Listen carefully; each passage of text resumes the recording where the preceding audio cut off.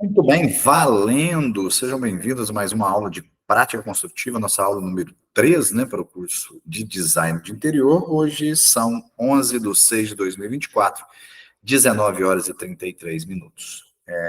Aqui presente comigo, Mariana, Tereza e Cláudia. Eu preparei um conteúdo para hoje, que é sobre a proteção térmica e acústica dessas novas construções. Proteção, e a gente vai discutir como fazer do zero e como, a partir de uma construção problemática, intervir para dar esse conforto térmico e acústico. Antes de eu começar, antes de eu me debruçar nesse assunto, eu gostaria de ver com vocês se vocês têm algum assunto que esteja ao longo da prática da vida de vocês viram e ficaram com dúvida e é o momento de tirar, perdão, ou no próprio AVA, em algum momento acadêmico, vocês têm alguma coisa aí que vocês tiveram dificuldade, não conseguiram responder, por exemplo, das suas CQFs, CQAs, e etc. Tem alguma coisa que eu possa trabalhar do conteúdo de vocês, que vocês gostariam que eu trabalhasse? Professor, eu estou com uma dúvida na CQF. Na hora de fazer o cálculo, aí parece que dá 6,5 e 12,5 cada parede, né? Sim, sim. Aí, a dúvida é a seguinte, eu faço o ajuste de medida, eu faço esse ajuste na hora que eu finalizo, vai dar 18, ponho 10% no final, ou eu faço os 10% em cada parede?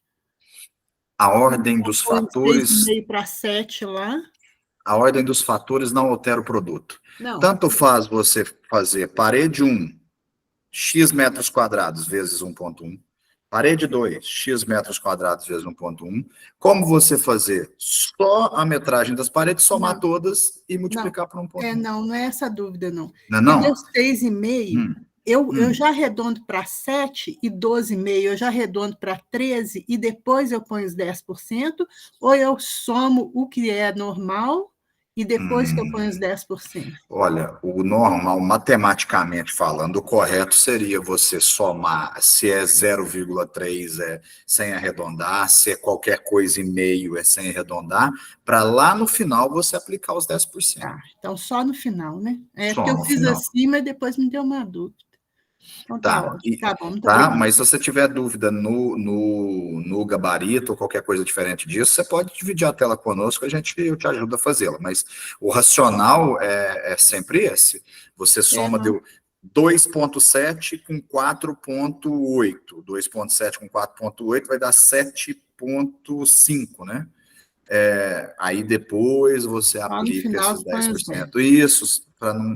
Senão a gente vai acumulando esses arredondamentos. Esses arredondamentos, na verdade, também são percentuais de aumento, né? Sim, então a gente vai dar aumento sobre aumento. Sim, certo? Tá ótimo. Tá bom, muito obrigado, viu? De nada. Boa noite, Adriano. Sem problemas. Sinta-se acolhido e seja bem-vindo. Mais alguém quer comentar alguma coisa antes de começar? Independente da hora de começar ou não, eu vou apresentar aqui a tela para vocês. A qualquer momento, vocês sintam-se à vontade de interromper, perguntar, participar, comentar, tá? Muito bem. Vocês veem minha tela. Então, vamos comentar algumas coisas aqui. Parte 3. Por que parte 3? Porque na parte 1 nós falamos sobre paginação e cálculo de quantitativos, né? Até a pergunta da Tereza é em torno do que nós tratamos lá na nossa primeira aula. Agora, depois nós tratamos sobre tintas, né? Sistemas de pintura, de uma maneira até bem técnica, né? Sistemas de pintura.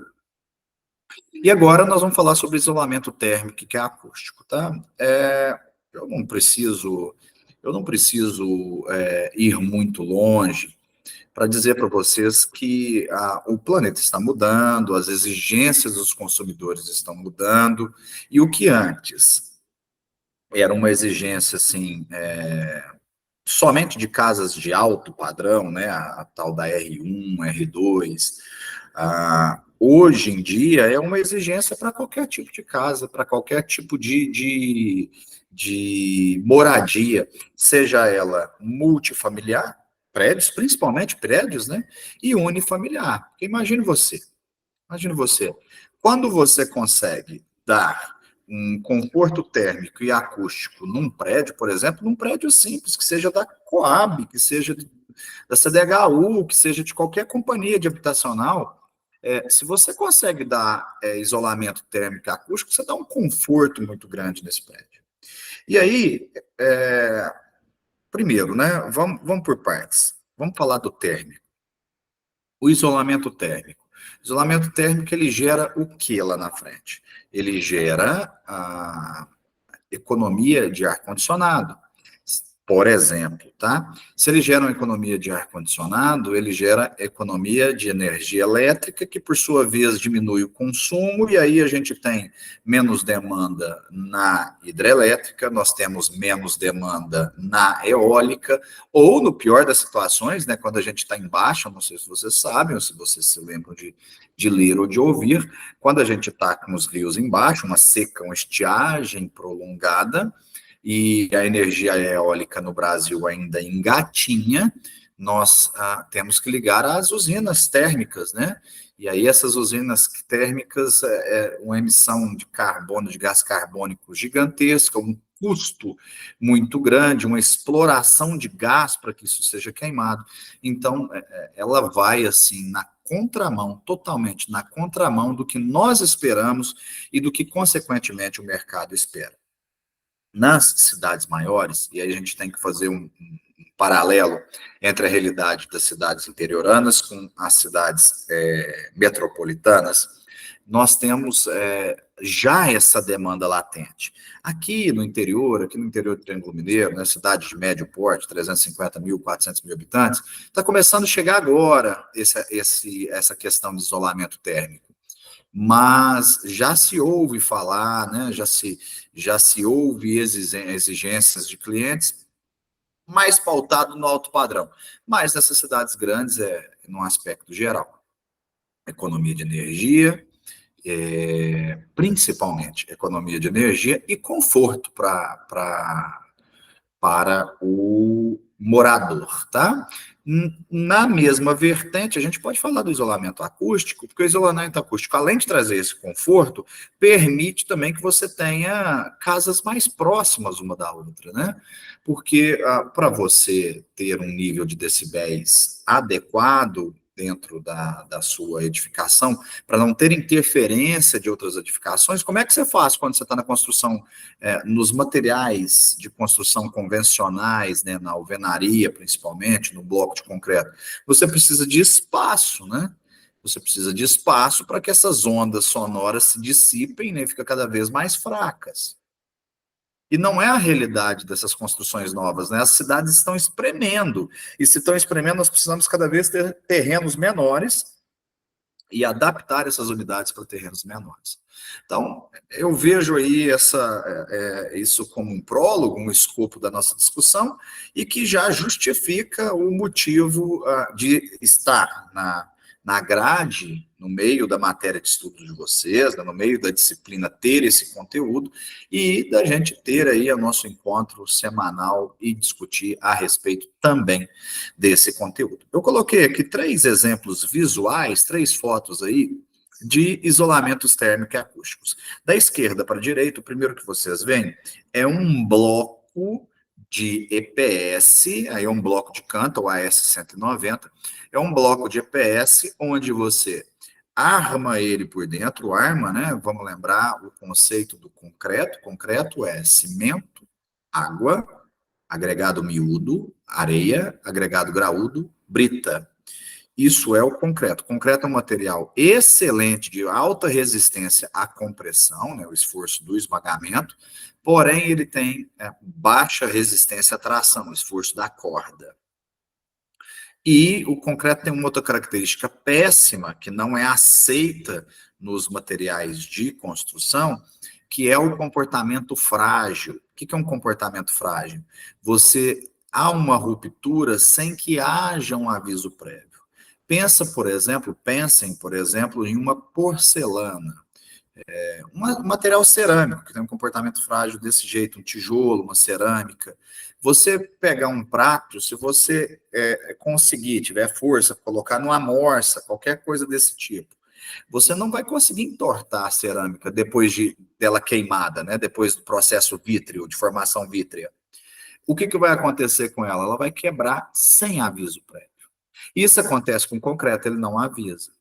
Para dirimir os dois problemas, para resolver a baixa resistência à tração, para resolver o problema do comportamento frágil, ou seja, ruptura sem avisos, o que a gente faz? A gente incorpora ao concreto as barras de aço ou os vergalhões. Então, aí nós passamos a ter o concreto armado. Então, a função da armadura com o concreto é essa.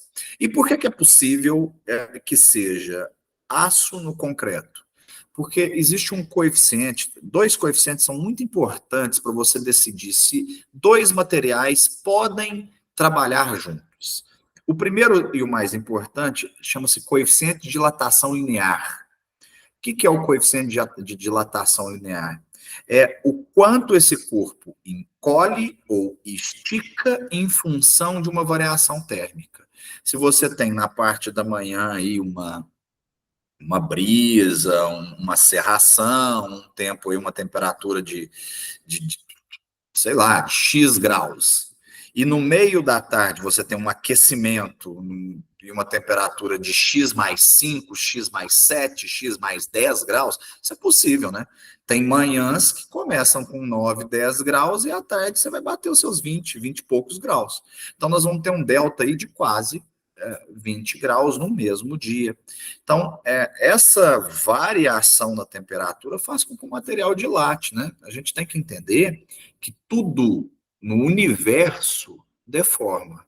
Se você enxerga ou não a deformação, isso é outros 500. A cadeira que você está sentado deforma. Você não está vendo porque a deformação de uma cadeira para um peso normal, ela ela é na ordem de décimos de milímetros, mas deforma. Então, tudo no universo deforma em função de esforços físicos, mecânicos e esforços de temperatura. Quando dois materiais dilatam de maneira muito diferente, eles não podem trabalhar juntos, porque imagine você que um material encolha 1 centímetro e o outro encolha meio centímetro. O que vai acontecer? Eles vão desplacar os dois, né? Eles vão soltar um do outro, certo?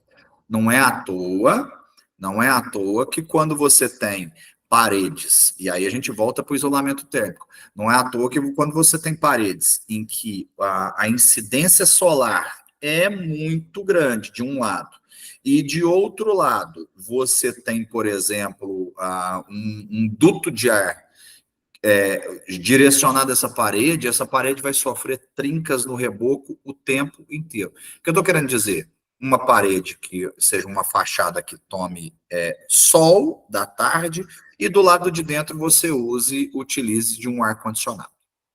Então você vai ter uma temperatura numa face dessa parede aí, se o sol estiver incidindo direto, uma temperatura de 45, 46 graus no auge do verão, pelo menos aqui no sudeste, centro-oeste, em que esse sol, né, enquanto ele está pegando ali, e do lado de dentro você vai ter uma temperatura de 22, 23 graus. Então você está falando de um delta num espaço, numa espessura de 15 centímetros aproximadamente, muito grande. O tijolo, invariavelmente, vai deformar diferente do reboco, porque a diferença começou a ficar grande. Então, você vai apresentar trincas, apresentar fissuras nesse reboco. É comum, a parede não está caindo, é porque não foi pensado nessa diferença térmica. Tá? E aí, uma solução é tratar, por exemplo, se não quiser trabalhar com os materiais que nós vamos falar agora, seria, por exemplo, trabalhar com um reboco com um aditivo plastificante, um superplastificante, fazer um reboco diferente do tradicional cimento, cal, areia e água. Tá? Então, beleza. Nesses casos, vejam que são casos específicos que o isolamento térmico é importante. Esses casos específicos pedem esse tipo de tecnologia, por exemplo, né? Ou pelo menos suscitam a discussão desse tipo de tecnologia. E aí eu volto, né? Eu fiz aí uma ciranda para falar a respeito do bloco de canto. Então, esse bloco de canto, ele é fechado por EPS e por dentro um sanduíche, abre e fecha aspas, de concreto armado, ou seja, concreto com barras de aço, tá? E aí essa parede, ela serve tanto de portante, ou seja, ela serve para receber o peso, né? E aí vamos parar algumas arestas, gente, que talvez no curso tenha faltado para vocês. Uma edificação. Eu pergunto para vocês, quando é que vocês podem propor uma transformação de um cômodo no outro, por exemplo, abrindo vãos ou fechando vãos? Essa eu quero a participação de vocês. Como e quando eu posso fazer isso? Abrir uma porta, fechar uma porta, fazer interligar um cômodo a outro através de um vão, às vezes, maior, transformar uma cozinha fechada em uma cozinha integrada, americana. Quais são os requisitos básicos para que eu possa projetar esse tipo de coisa? As paredes não podem ser de sustentação, né? Não pode ter viga, não pode ter nada que sustenta a construção. As paredes não podem ser estruturais ou autoportantes. Tereza, você falou corretamente, mas deve ter viga. Se as paredes não são portantes, tem que ter viga e pilar.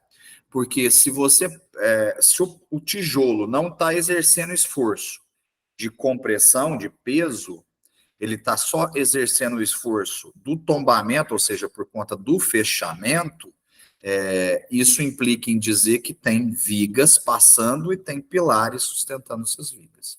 Então, muito bem. Então, é isso que eu quis dizer. Vamos ficar claro. Esse tipo de projeto tem que ficar claro para vocês que vocês tenham uma casa de alvenaria para poder fazer esse tipo de abertura. E muito cuidado, porque existem práticas construtivas que eu não recomendo, obviamente, profissionais assim, poucos profissionais vão recomendar, mas existem no mercado, que são as casas chamadas de casa de canto virado. O que é canto virado? Você, em vez de fazer pilar, você lança um tijolo, lança outro e vai amarrando os tijolos no canto. E aí você faz só uma cinta em cima desses tijolos e bate a laje. Dá certo? Dá. Para pequenos vãos, dá certo, sim. Salas pequenas, cômodos pequenos, dá certo. Não vai ficar parecendo trincas, principalmente se você fizer o cintamento bem feito.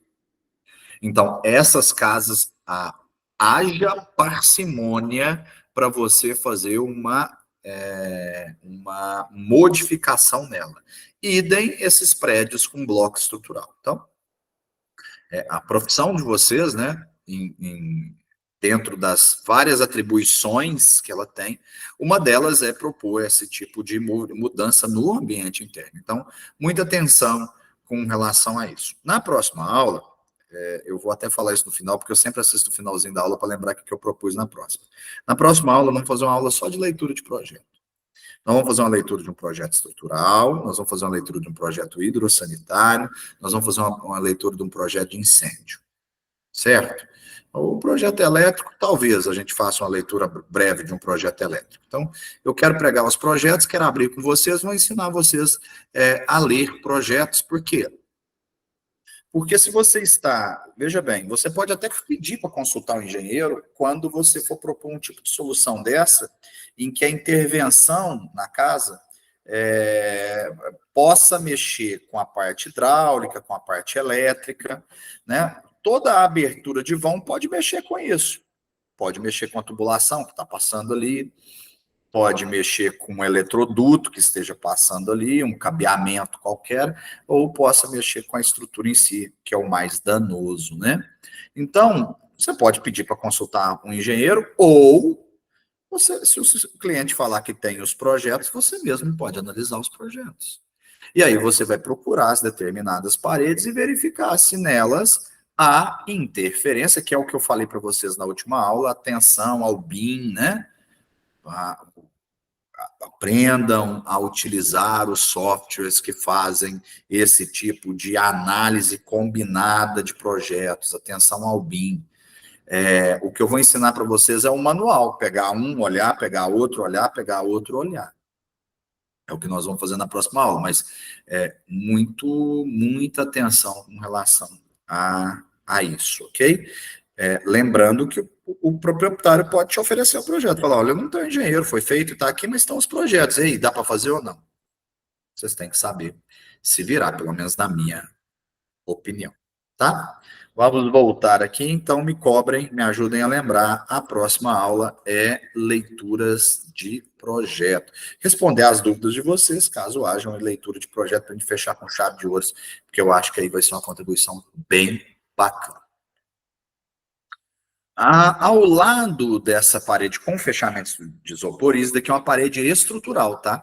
Então, aonde tem esse tipo de parede, não se abre, não se fecha buraco, nunca mais. Fechar, até se fecha.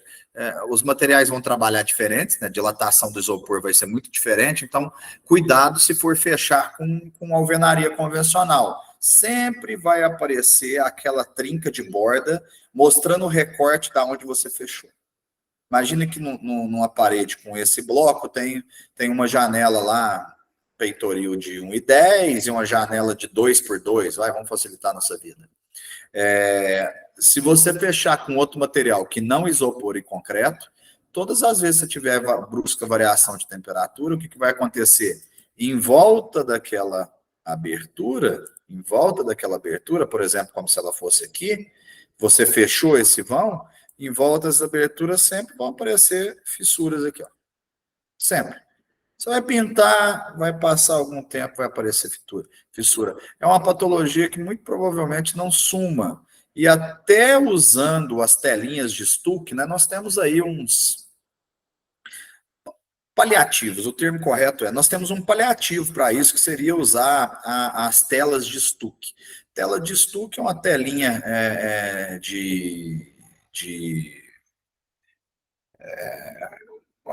um plástico, né? Eu estou tentando lembrar o termo correto, então não vou lembrar, não vou chutar. É um plástico que tem determinada mobilidade, então você aplica ele juntamente com o reboco, porque na hora que o reboco vai dilatar, ele suporta isso, a massa corrida fica por fora dessa tela, né? Como se fosse assim, né? Você tem aqui o reboco, a camada do reboco, você aplica essa tela na camada de reboco, aqui, ó, aplica a tela, e por fora vai vir a massa corrida. Então, na hora que o reboco trincar, essa tela suporta essa tensão e não transfere para a massa corrida. Essa é a ideia, tá? Muito bem.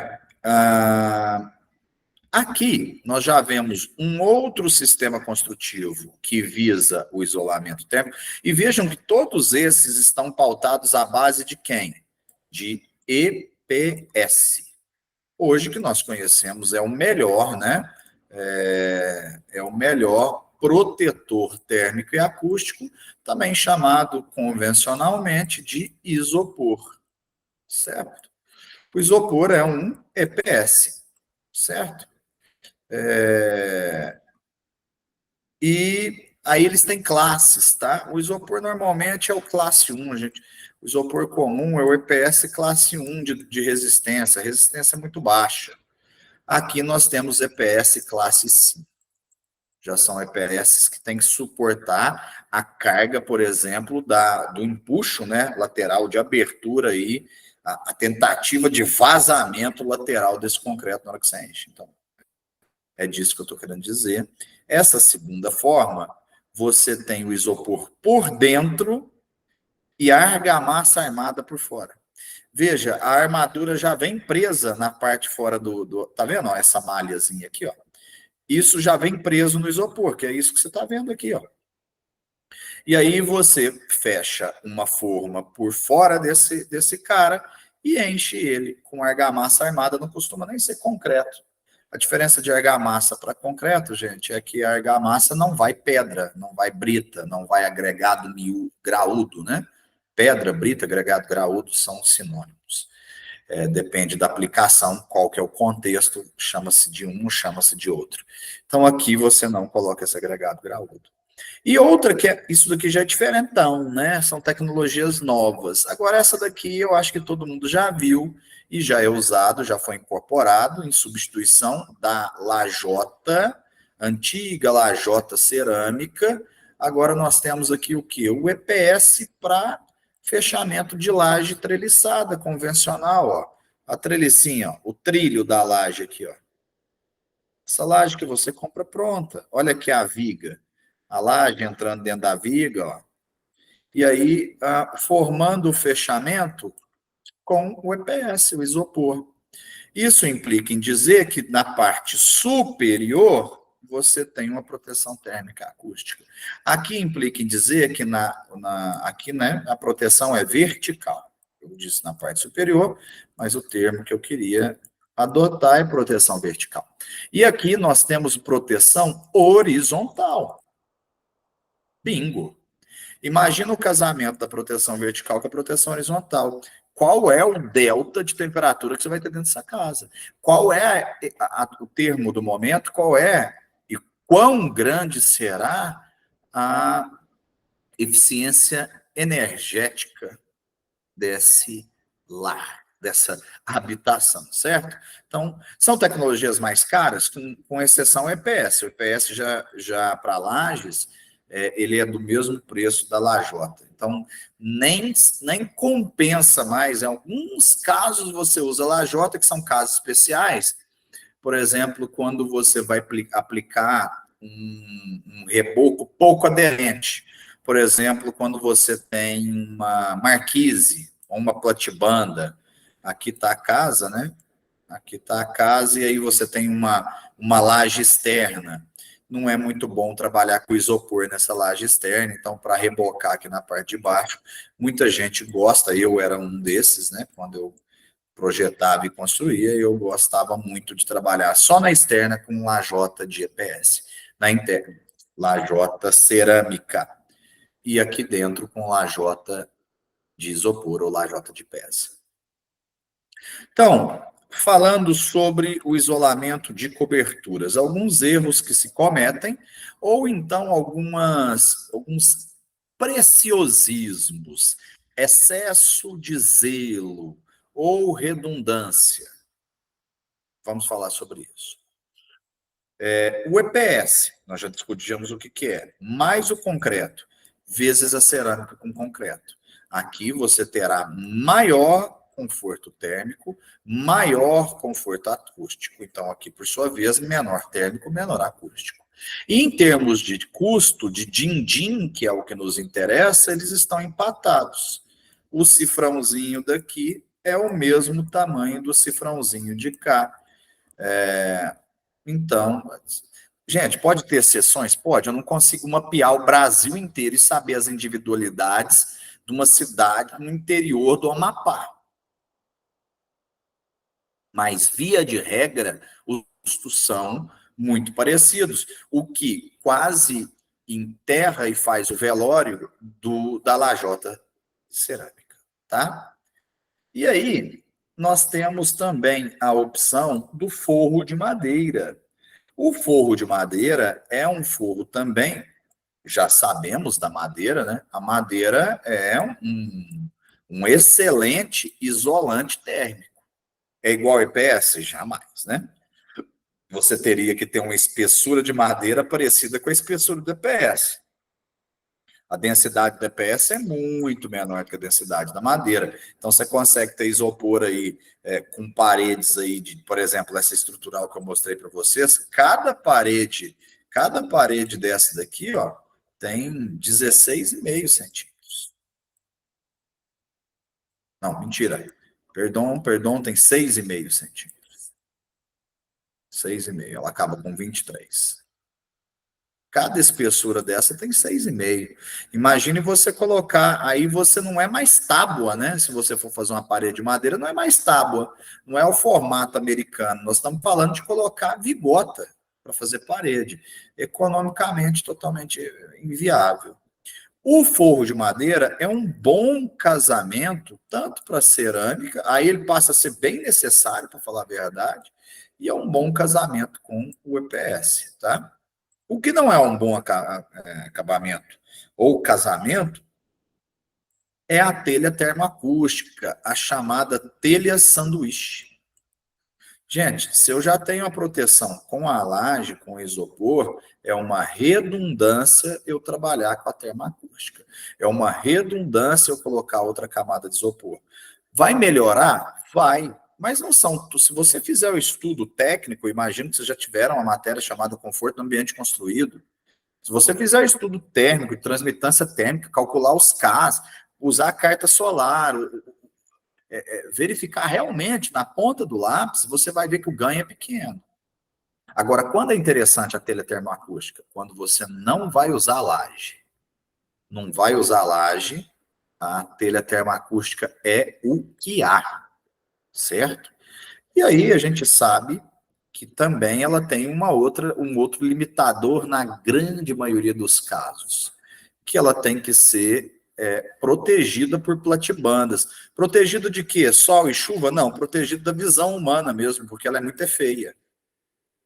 Então, normalmente aqui, né, uma pingadeira, e essa telha aqui dentro, protegida por platibandas. Poucas pessoas gostam ou aceitam um telhado aparente em telha de fibrocimento ou em telha acústica. São raros os casos, né? Tem, é claro que tem, gente.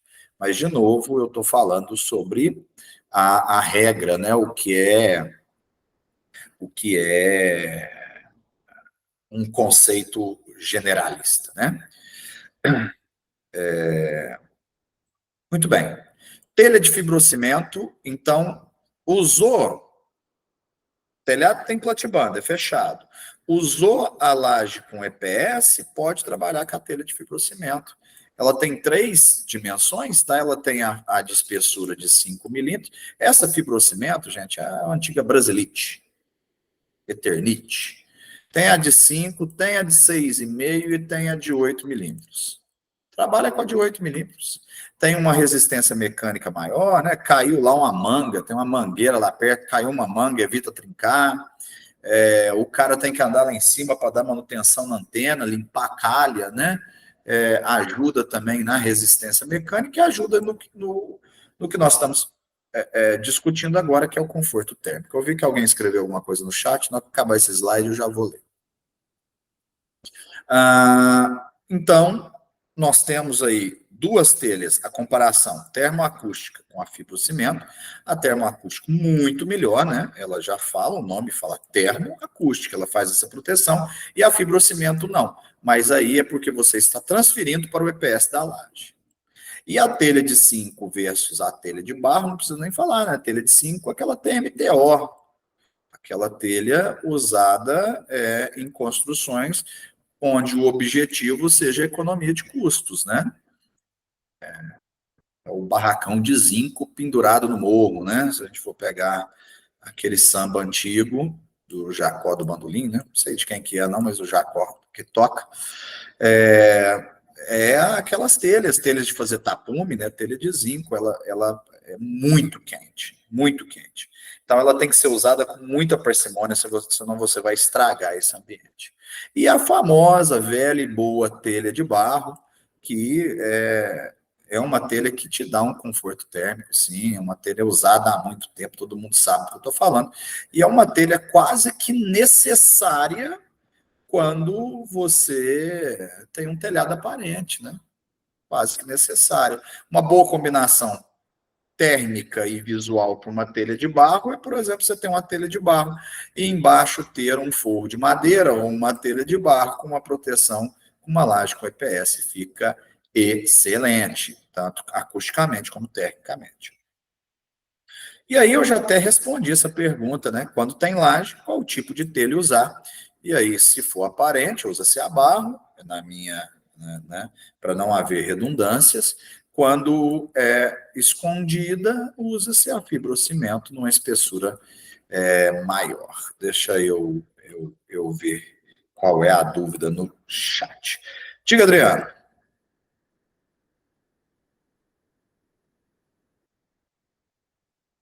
Ah, sim. No caso, uma laje de piso, pode ser aplicado EPS? Será a mesma resistência? Claro. Claro, claro. Deixa eu explicar por quê, tecnicamente por quê, você vai entender. Deixa eu pegar aqui esse slide aqui, tem bastante espaço. O que acontece é o seguinte, toda laje de piso, para pequenos e médios vãos, para construções convencionais, para prédios, elas são de vigota, ó, com aqueles dois ferrinhos, um aqui em cima, todos já devem ter visto desse tipo de vigota, ó. Vem aqui, aí vem a sinusoide, que é aquela armadura, né? E aqui do lado é EPS. Vem aqui o isopor. Do lado de cá, o outro EPS. Fecha aqui. E por cima vem uma capa de concreto. Vem concretando isso tudo.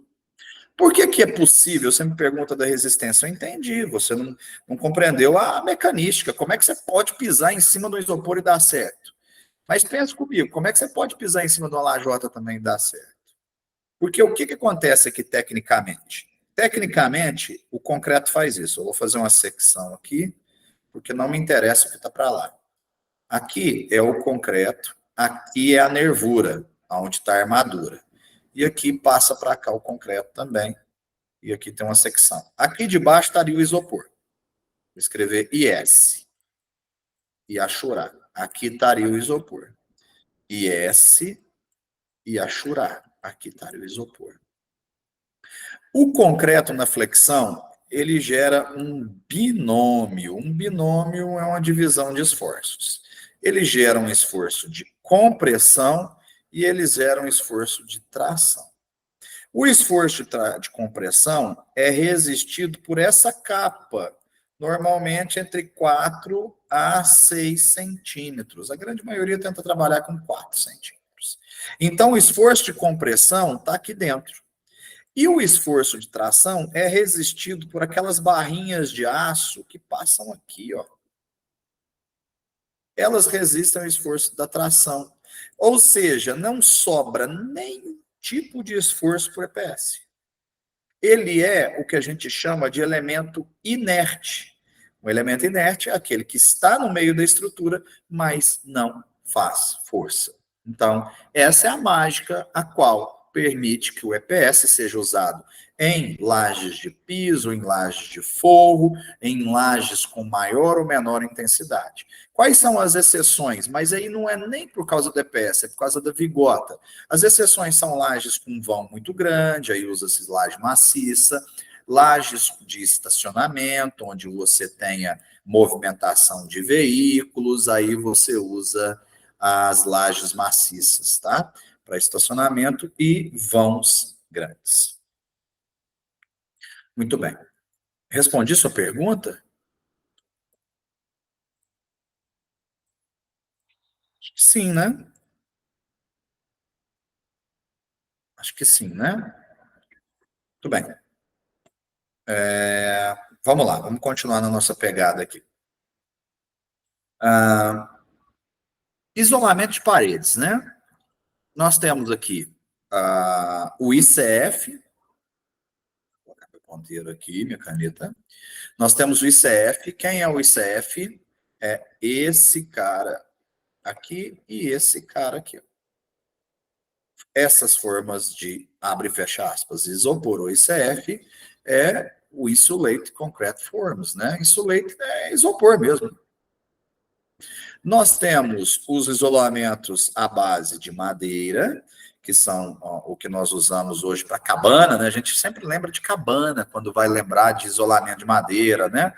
Você vai lá para aquelas cidades, vai para Gramado, né? Passar um friozinho, tomar aquele vinho da hora, você vai para Campos do Jordão, então você acaba lembrando daquelas casas de montanha, que são casas de madeira, com estilo, uma espécie de construção à base daquele sistema construtivo wood frame, né?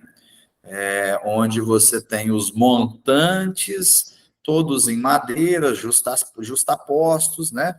De pequenos pilarzinhos, né? Montantes são pequenos pilares de madeira, assim, ó, colocados a 60 centímetros de distância um do outro, que te permite vir com as tábuas, então, e fechar essa estrutura internamente e externamente.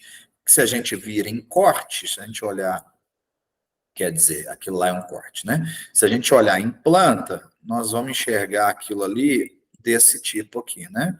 Os montantes e a tábua fechando a externa dos dois lados.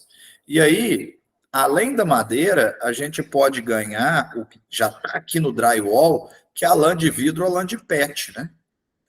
Que é aquele reaproveitamento, né? Esses daqui são materiais de reaproveitamento, em que dá um conforto térmico e acústico. Como aqui é vazado, você usa para trabalhar, para passar os eletrodutos, ou seja, a tubulação para elétrica, você usa para passar a sua tubulação, suas barras para hidráulica, e além disso, você pode fazer esse enchimento com a lã de vidro e a lã de PET. Aí, você tendo uma tábua de espessura de 2 centímetros aqui, de cada lado, são 4 centímetros, 2 de cá, 2 de cá. Um preenchimento de lã de vidro, você faz ser possível aquilo que vocês veem, ou quem já esteve lá, que vocês veem em países nórdicos, por exemplo, nos Estados Unidos na divisa com o Canadá, onde você tem aquelas casas na floresta, por exemplo, em áreas isoladas da cidade, e toda a base de madeira, e o cara consegue morar e viver lá dentro, mesmo em temperaturas abaixo de zero. Qual que é o segredo disso? A calefação, óbvio, né? Que é a troca térmica que há numa base de queima, né? Normalmente queima de lenha, e a proteção térmica, porque não adianta a calefação se você não tiver isolamento térmico. Isso é uma bobagem, né? Você nunca vai conseguir vencer a transmitância térmica da parede. Quando você isolar, que essa passagem de temperatura, né, porque o calor migra, né, do ponto de maior intensidade para menor intensidade. Então, ele sempre vai ter, a calefação sempre vai tentar sair. Sempre vai tentar sair da casa. Então, essa proteção, na verdade, você está fazendo a proteção do que está de dentro para não ir para fora, né? A gente pensa que é o frio que está entrando, é uma bobagem, é o calor que está saindo. Na mesma pegada, nós temos o drywall. O drywall, eu vou mostrar para vocês já já um vídeo sobre drywall. Vou mostrar um sobre CF, bem rapidinho, um sobre drywall.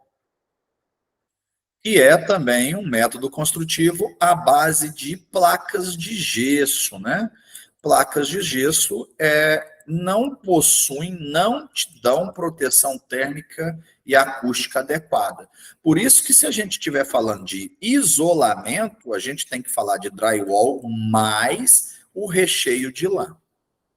Porque muita gente faz, vocês já devem ter visto, e vocês vão sugerir quando tiverem paredes estruturais, por exemplo, uma das sugestões é você fazer fechamentos, se você quer encurtar uma determinada área, um determinado cômodo, você pode fazer esse fechamento através de drywall, porque ele é leve. Vocês vão ver o que é drywall, né? Para quem não sabe, é baseado em parafusamento de perfil de alumínio, perfilzinho cantoneira de alumínio, com chapa de gesso, extremamente leve. Qualquer laje mequetrefe, mesmo que ela não foi calculada para isso, ela suporta. Só que, se não utilizar a lã de vidro ou a lã de PET, ela vai ser simplesmente um fechamento. Que é o que nós temos aqui em volta dessas salas dos professores que nós estamos trabalhando. Vocês não conseguem ver, mas vocês conseguem ouvir. Isso é eu batendo em um drywall, fazendo a separação de uma sala de professor para outra. Tá? Aqui no fundo é uma parede, já onde vocês me veem aqui já é uma parede, uma parede já de tijolos. E por também, né, o concreto maciço. O concreto maciço, por ele ser, apesar do concreto ser poroso, a porosidade do concreto é bem baixa. Então, ele dificulta a passagem do som e do calor. Então, nós temos também uma proteção com concreto maciço, que pode ser combinado, por exemplo, com isso daqui, né? Existem hoje métodos construtivos à base são paredes de concreto modular mesmo, em que você tem a forma, enche ela de concreto e depois retira a forma. e reaproveita. São formas reaproveitáveis. Tem várias construtoras para ganhar celeridade e para ganhar esse tipo de conforto que usam a estrutura do prédio à base dessas formas. Basta vocês fazerem um pouquinho de força aí, vocês devem já ter visto em algum lugar esse tipo de método construtivo, tá? Eu quero mostrar para vocês, então, a respeito dos dois métodos que eu acabei de falar. São dois vídeos muito curtos, cerca de 3 minutos cada um, 3, 5 minutos, não tem nada mais do que isso, e vai caber certinho dentro do nosso tempo. Deixa eu abrir uma outra aba aqui, para eu não sair desse YouTube cheio de propagandas, né? Aqui não tem propaganda.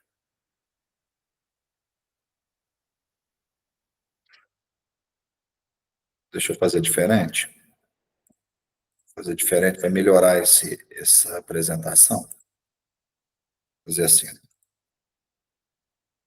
Deixa eu ler aqui primeiro do Adriano.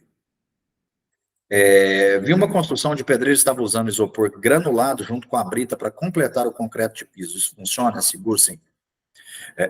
Se bem dosado, né? Se esse pedreiro, se isso passou por um cálculo estrutural, sim.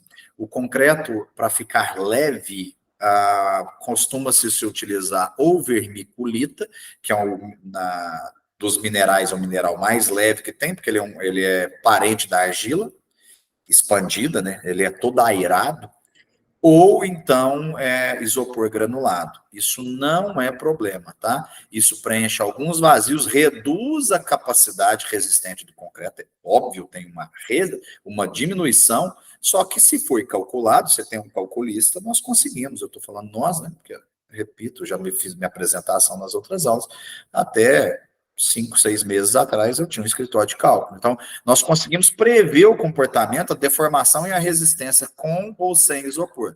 Então, se houve um projeto estrutural disso, é totalmente seguro. Totalmente. Não tem erro. E houve um ganho aí de leveza. Essa laje ficou menos pesada.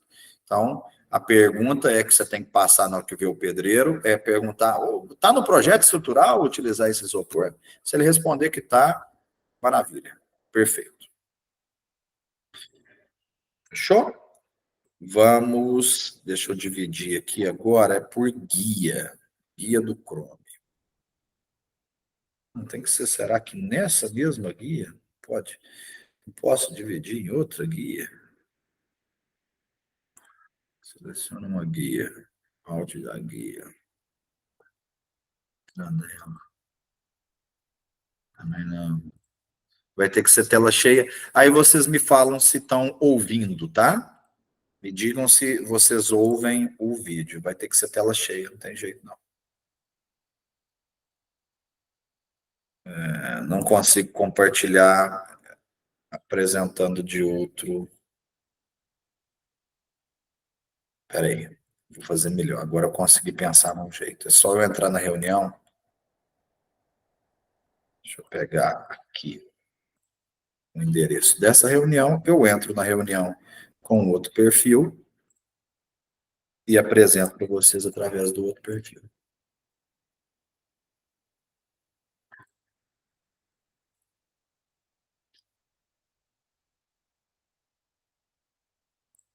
Vou fechar o áudio de cá porque eu vou abrir de lá. Senão vai ficar ué.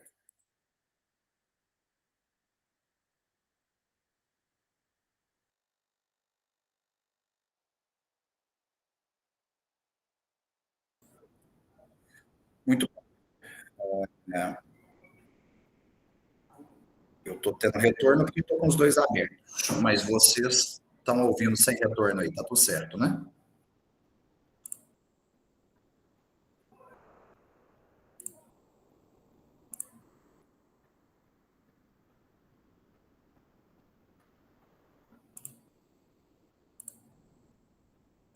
Pique na construção.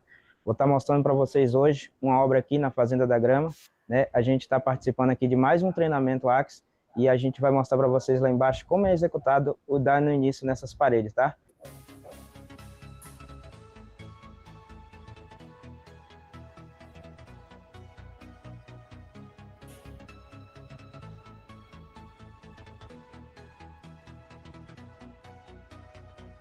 O primeiro passo é a perfuração das agulhas.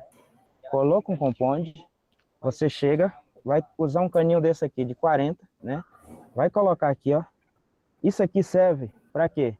Para que na altura exata dessa parede, com 3 metros de altura, você vai encaixar o outro ferro aqui e esse ferro vai ficar preso aqui. Quando encher a parede, quando for enchida de concreto aqui, esse cano não deixa o ferro sair aqui do local, porque a parede estando pronta, você não consegue fazer os pontilhos aqui, pontilhar. Então, esse cano a gente usa para isso. Então, a gente coloca todos os canos. Se precisar fazer o desvio da hidráulica, você vai fazer. Aí, o que a gente faz? A gente coloca o bloco, tira aqui essa primeira fiada, que aqui está nivelado e impermeabilizado. Então, a gente retira esse primeiro aqui do bloco, ó, esses encaixes, né, macho, a gente tira, e aqui fica desse jeito aqui, para ficar mais plano possível na parede. Então, aí eu mostro para vocês. A primeira fiada é feito esse encaixe aqui, ó. Você encaixa, fez o primeiro encaixe, vai conferir alinhamento, conferir o alinhamento, esse outro bloco canto agora, você vai inverter ele, esse tá para aqui, tá vendo que tá aqui, o outro você vai virar ao contrário e vai dar amarração nessa parede, né? Eu vou colocar um canto aqui para vocês verem, ó. Aqui, ó, esse tá nesse sentido aqui, então a gente vai usar esse nesse sentido, que vai dar amarração na parede. Então você colocou aqui, bateu aqui, olha a facilidade de encaixe. Por quê? Porque ele conta com esse encaixe aqui, ó, fica bem fechado, ó. Isso aqui fica bem fechado, percebe que os conectores batem, né? Isso é importante. Depois, na próxima etapa, você colocou aqui, ó, o que você faz? Você vai usar de novo, ó, o encaixe, vai dar tudo certo. Aqui eu só tô colocando, ele é de baixo, mas eu só tô colocando para vocês verem. Então, ó, percebe que a parede, ela já dá alinhamento, ó, e tudo vedado. Por quê? Porque tá requadrado aqui, então ela bate totalmente o nível certinho. No caso de janela, precisar cortar, pode cortar, né? Não tem problema algum. E na instalação de ferro, pode ser colocado. Aqui a gente conta com os escoras Ecos, né? Ela é uma escora exclusiva da Axe, que a Axe desenvolveu para melhor, né, atender essa parede. Por quê? Aqui nós temos um núcleo de concreto de 10 centímetros, né? Nós contamos com um núcleo de concreto aqui de 10 centímetros, que atende à norma brasileira. Então aqui vai um aço nesse sentido, e em cada caninho daquele que eu mostrei para vocês aqui, que a gente colocou na agulha, vai um ferro dessa forma. Então, depois, o que a gente faz? A gente mostra para vocês aqui, ó, para vocês verem, aqui já tem um ferro, tá vendo? Esse ferro não precisa ser pontilhado. Você só encaixa dentro deste plástico, que é o conector, que é exclusivo da Axe, e aqui, ó, você tem a agulha que é colocada no lugar. Aqui, ó, eles esqueceram de pôr aqui, mas, ó, é desse jeito. Para quê? Para que eu encoste depois o ferro ali e não tenha problema depois dessa agulha correr, né? Então eu vou mostrar para vocês como que é feito o encaixe depois, caso tá na altura de 3 metros. Você vai descer o ferro aqui, ó, e esse ferro vai ficar aqui, ó. E na hora da concretagem, ele não deixa esse ferro romper, ó. Por quê? Vai estar preso no caninho. Então essa é uma exclusividade Axe, né, que a gente desenvolveu para melhor atender os nossos clientes. Então, pessoal, pegando no aço aqui, você utiliza os EPIs, né, óculos e luvas, né? Aqui o pessoal tem muita curiosidade, como que a gente faz com contra-vergas, né? Vergas e contra-vergas. Nesse caso, pessoal, aqui, houve o corte da janela aqui, que nem vocês estão vendo, né? Não rompeu conectores aqui, e o que a gente faz aqui? A gente pega esse ferro e coloca ele nessa fiadinha aqui embaixo, ó. Se você ver se pega aqui, ó, nesse conector de baixo, a gente coloca esse ferro, que vai funcionar, né, como em contra-vergas, e aqui a gente coloca ele, depois a gente vai colocar ele nesse sentido, aqui já vai funcionar essa primeira etapa. Em cima, a mesma fórmula, tem canto que é necessário, vai depender do calculista, né, utiliza-se 2 ferros, 2 aços lá em cima, Aqui a gente usa 1 ou 2, depende do calculista. Lá em cima vai usar 2, no caso. Então, a gente tem uma vergas e contra-vergas que não deixa com que isso aqui surge problemas estruturais no futuro, né? Então, é todo um cuidado, pessoal. Não muda muita coisa de um convencional. A diferença aqui são as agilidades que a gente tem na execução de mão de obras, né? É uma agilidade melhor. Os travamentos, né? Cortamos os blocos aqui. O que a gente usa? 2 parafusos autobrocantes fixados nos conectores, 2 desse lado e 2 desse, no meio do bloco, sempre no meio. Depois aqui, no meio aqui onde está esse rasgo aqui que a gente cortou o bloco, a gente tenta deixar mais perfeito possível. Se caso fique assim, a gente coloca espuma expansiva e resolve o problema, que não deixa com que perca o líquido desse concreto e nem desperdício de concreto na obra. Então, aqui vai ser fechado com espuma expansiva, travado, e depois, agora eu vou mostrar para vocês as escoras, como que a gente vai colocar aqui a fixação das escoras, que ela já vai servir de prumo e já serve para alinhamento da parede e nível e já serve para andaime. Então, tudo isso, a escora Eco Ax, ela já dá essa agilidade para você. Você vai ter uma parede reta e você vai ter uma parede no prumo e já serve para andaimes na hora do enchimento e na hora da execução da parede, beleza? Fala, turma, tudo bem? Nesse vídeo você...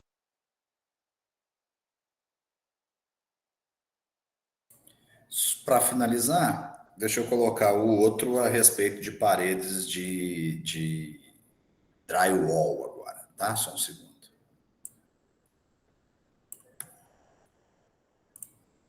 Deixa eu ver se dá tempo, né? Deixa eu ver o tamanho do vídeo.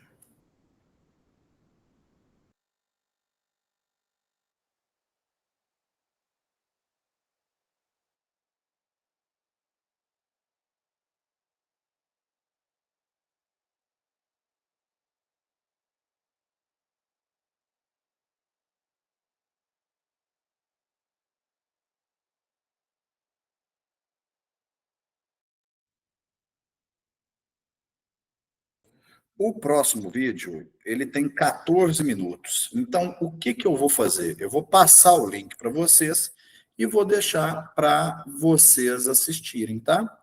E aí a gente não estoura a hora-aula, porque eu tenho um seminário na arquitetura para conduzir as turmas. Então, hoje eu não posso passar aqui, tá? Do horário. Vamos ver se é esse. Deixa eu só confirmar se eu coloquei esse. OXK. OXK é o final. Tá aí, copiem e colhem esse link aí, moçada. Assistam esse vídeo, é interessante, de como instalar o... Porque aqui é prática construtiva, né? Envolve a teoria e o como fazer, por isso desses vídeos, tá? Quero agradecer a Mariana, a Adriane, a Tereza, a Cláudia e o Adriano pela presença. Espero que a aula tenha sido esclarecedora, tenha agregado alguma coisa. E me ponho à disposição se quiserem fazer alguma pergunta hoje. E aguardo vocês na próxima aula para a gente fazer leitura de projeto. Alguma dúvida, pergunta, comentário? Telha de PVC, Adriano. Assim, ela tem uma resistência mecânica boa, então ela suporta quedas de pequenos corpos, por exemplo, uma manga, igual eu dei aquele exemplo. Ok, até aí. Em termos de proteção térmica, ela não é das mais adequadas, né? Ela não é melhor, por exemplo, do que... Ela vai ser melhor do que a telha de zinco. Em termos de proteção térmica acústica, ela só vai ganhar da telha de zinco. No mais, não. E ela é uma telha que normalmente imita a telha de barro, né? Ela é uma telha que veio para imitar as outras, né? Imita a colonial, né? Imita a telha plan, né? Não sei, às vezes já tem outros tipos que ela já não é uma imitação, ela tem sua própria dobra e corte característico, mas as que eu conheço são essas. Ok? Ok. Muito bem, gente. Um abraço para todos. Até a nossa próxima aula. Valeu! Encerrar. De nada, Adriano.